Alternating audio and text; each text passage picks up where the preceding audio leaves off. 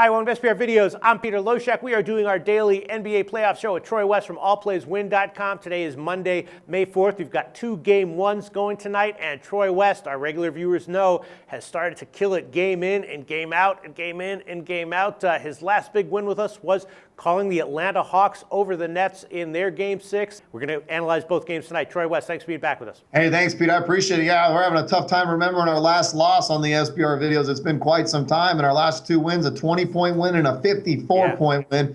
I'll take a little bit of style points for it. Why not? And we've been killing it at our website, Pete, allplayswin.com. Come take a look. It's just been a fun ride, and I'm excited to be covering tonight's games with you guys as well. All right. Well, congratulations on all your success, Troy West, and thanks for all your free winners. That's what we really need here, free winners, and you've definitely been providing it. Chicago at Cleveland, game 1, right? Kevin Love out, of course. J.R. Smith out. Cleveland still a 4.5 or 5-point home favorite. The total, it was 194 in the overnight. Now it's gotten bumped up a bit to 195 or 195.5. Both these teams trended under in their round 1 series. The Cavs went under in 3 of 4 against Boston. Bulls went under in 4 of 6. So at first I was thinking about maybe a shot with the under, but then I, backed off of it, and the recent line movement has sort of, validated that. I'm not exactly sure. It's probably going to be a modest scoring game. I'm thinking that total of 195 is probably dead on.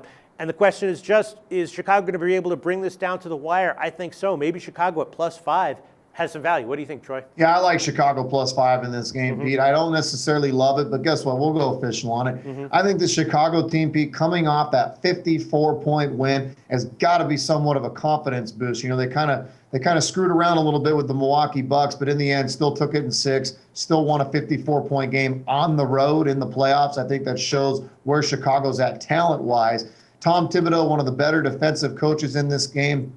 I think he'll have a game plan for LeBron James and Kyrie Irving. Really, Pete, that's all they have offensively. When you talk about the absence of J.R. Smith, one of their best pure shooters, a guy you really have to respect beyond the arc, I think that absence is really going to hurt the Cleveland Cavaliers. And then obviously Kevin Love. Pete, this Cleveland Cavalier team, being as young as they were finally starting to click down the stretch with this full lineup, with Kevin Love, with J.R. Smith. They look fantastic against Boston. They sweep them, finally got that momentum going, and now you're going to miss 2 very critical key players. Really tough to bounce back from that. 5's too many here, a guy like the Chicago Bulls. My call is that it goes down to the wire, and if it does, getting 5 points is a great cushion. So that's an official pick, Troy?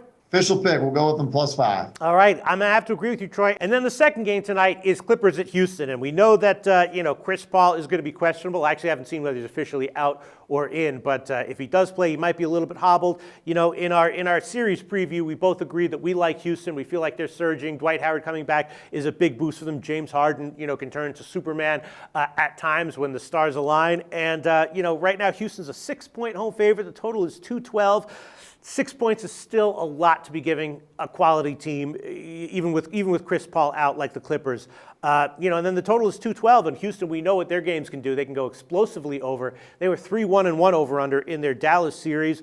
So I'm leaning over. I'm leaning Houston -6, and I'm leaning Houston team total over, which would be 109 at the current odds. What's your take on this game? Is 6 points too many to be giving to the Clippers, even with Paul questionable? Yeah, Pete, if Paul's out, I think 6 is right around that right number. I even think it should be a little bit higher. If Chris Paul's not playing, you understand how much offense goes through Chris Paul, not just from the scoring standpoint, but from the assist standpoint. Without Chris Paul, this team doesn't necessarily have a really solid, true backup point guard. So I think without Paul, they're going to be hurting. And as we talked about in the series videos, when does fatigue really set in? This team went 7 games with the defending NBA champions. Can they really get rid of that hangover from Game 7 and pull right back into Houston and be ready to rock? Oh, boy, that's a big question mark for me. Will I go official? Not official, Pete, just because we don't know the injury report. We don't know the status. If Paul ends up playing and he's healthy, right. 6 is definitely way too many points. I could see the Clippers being within 6.